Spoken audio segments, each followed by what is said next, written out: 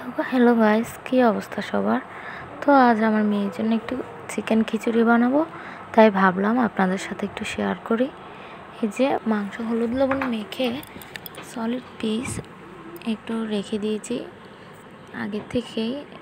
একটা দারচিনি, একটা এলাচ, একটা লবঙ্গ দিব। পোলাও চাল ধুয়ে রেখেছি, ডাল। তো তেলে প্রথমে একটু আদা, পেঁয়াজ, রসুন কুচি ভেজে নিচ্ছি।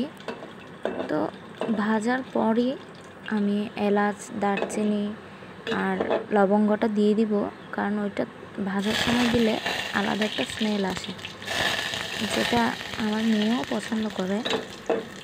তারপর হলুদ লবণ মাখিয়ে রাখা মাংসের টুকরোগুলো আমি এখানে একটু ভেজে নিব। তারপর একটু জিরের গুঁড়ো দিব।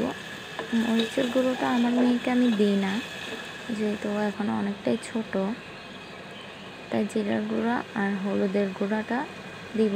আর একটা কাঁচামরিচ আমি এখানে দিয়ে দিব।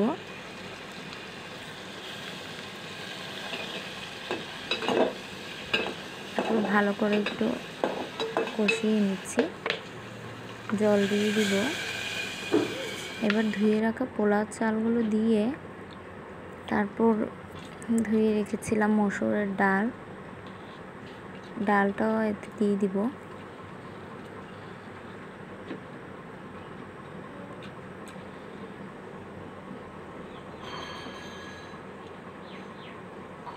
লবণটা ভিডিওতে স্কিপ করে গেছিলাম, একটু লবণ দিয়ে দিব।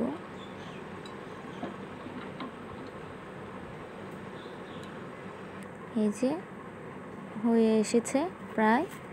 আমি এখন চুলাটা একটুকুতেই অফ করে দিব, কারণ চুলা অফ হয়ে যাওয়ার পর জলটা অনেকটাই শুকিয়ে যাবে।